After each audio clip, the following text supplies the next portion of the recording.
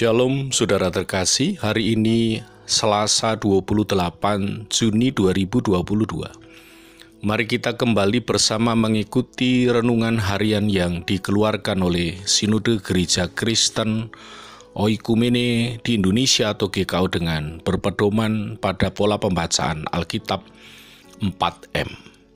Untuk itu mari bersama kita satu di dalam doa. Allah Bapa di dalam Tuhan Yesus yang telah memanggil kami dalam kemerdekaan Kristen yang sejati dan oleh Roh Kudus yang memampukan kami hidup menghasilkan buah-buah roh. Pagi hari ini kami kembali membuka hati kami bagi kebenaran firman-Mu yang memandu hidup kami. Dalam nama Tuhan Yesus sumber kemerdekaan sejati, kami berdoa dan telah menerimanya. Amin. Saudara terkasih, untuk merenungkan firman Tuhan ini, saya bersama istri Ibu Yuni yang secara bergantian mengajak setiap kita untuk menerima, merenungkan, melakukan, dan membagikan firman Tuhan dari Galatia pasal kelima yang ke-13 dengan judul Kamu telah dipanggil untuk merdeka. Galatia 5 ayat 13. Saudara-saudara, memang kamu telah dipanggil untuk merdeka, tetapi janganlah kamu mempergunakan kemerdekaan itu sebagai kesempatan untuk kehidupan dalam dosa, melainkan layanilah seorang akan yang lain oleh kasih. Dari bacaan tadi, mari kita bersama-sama kembali menggali isi Alkitab dengan menggunakan pertanyaan-pertanyaan berikut ini. Yang pertama, untuk apakah kita dipanggil? Untuk merdeka. Tuhan Yesus Kristus telah memilih dan memanggil seluruh umat untuk menerima penebusan dan kemerdekaan dari perhambaan dosa, kejahatan dan hawa nafsu dunia. Maka umat percaya dipanggil Allah untuk hidup seperjalanan dengan Allah dalam kemerdekaan Kristen yang sejati. Umat percaya dipanggil Allah untuk mampu mengalahkan keinginan egoisnya, menggantikannya dengan keinginan Allah.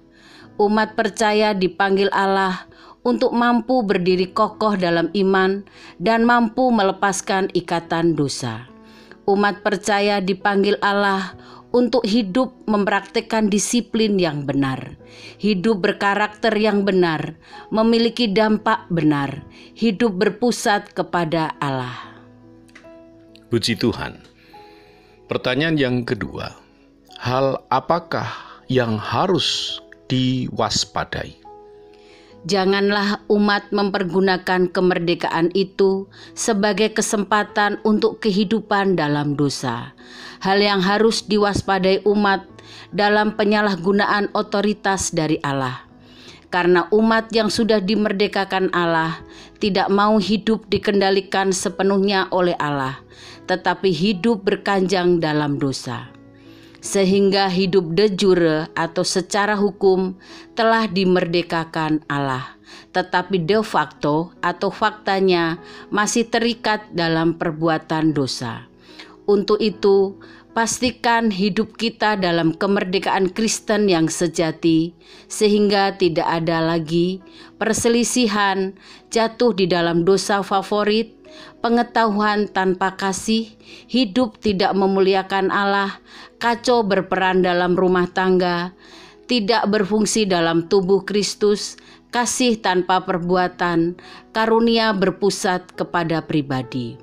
Kabar baiknya, bagi kita yang mau melakukan pemberesan dengan mengaku dosa dan bertobat, maka telah memutus saklar sindrom kecenderungan dosa yang mengikat. Sebab tanggung jawab hidup dalam kemerdekaan Kristen yang sejati jauh lebih berat dibanding menanggung resiko di kemudian hari akibat tetap hidup berkanjang dalam dosa. Pertanyaan yang ketiga, hal apakah yang harus dilakukan? Layanilah seorang akan yang lain oleh kasih.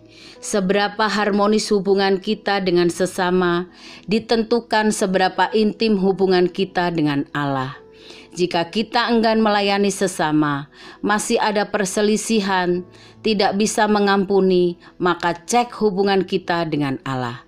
Dapat melayani sesama dengan kasih ditentukan up, in, and out. Up, seberapa intim hubungan kita dengan Allah. In, seberapa kuat kita menjaga kepercayaan Allah dalam diri. Out, adalah hasil relasi dengan Allah dan hasil menjaga tujuan Allah dalam diri. Maka otomatis hidup umat saling melayani. Umat telah menerima kemerdekaan Kristen yang sejati dari Allah. Dipanggil untuk membagikan bagi sesama. Puji nama Tuhan. Maka berdasarkan firman Tuhan dan uraian pengajaran ini, apa yang menjadi komitmen kita selanjutnya? Umat percaya hendaklah berkomitmen hidup dalam kemerdekaan Kristen yang sejati dengan umat percaya dipanggil Allah untuk hidup seperjalanan dengan Allah dalam kemerdekaan Kristen yang sejati. Umat percaya dipanggil Allah untuk mampu mengalahkan keinginan egoisnya, menggantikannya dengan keinginan Allah. Umat percaya dipanggil Allah untuk mampu berdiri kokoh dalam iman dan mampu melepaskan ikatan dosa. Umat percaya dipanggil Allah untuk hidup mempraktikkan disiplin yang benar, hidup berkarakter yang benar, memiliki dampak benar, hidup berpusat kepada Allah. Umat percaya mawas diri agar tidak hidup dalam penyalahgunaan otoritas Allah. Hidup de jure telah dimerdekakan Allah, tetapi de facto terikat dalam perbuatan dosa. Jika kita enggan melayani sesama, masih ada perselisihan, tidak bisa mengampuni, maka cek hubungan kita dengan Allah. Umat dipanggil Allah dengan kemerdekaan Kristen yang sejati untuk membagikan kepada sesama yang belum menerimanya. Amin. Mari kita lakukan komitmen kita bersama ini dengan bersama memohon pimpinan dan kekuatan Roh Kudus untuk mewujudkannya. Mari kita tutup saat teduh kita dengan satu di dalam doa.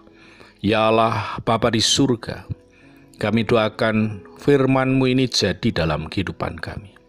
Kami juga berdoa bagi siapa saja yang mendengarkan renungan hari ini, agar setiap kami semua dapat hidup lebih lagi dalam kemerdekaan Kristen yang sejati, untuk dapat membagikan kepada sesama yang belum menerimanya, sehingga hidup kami semakin mencapai maksud Tuhan, dan hidup kami semakin berdampak luas dan besar menjadi solusi bagi sesama, serta alam semesta.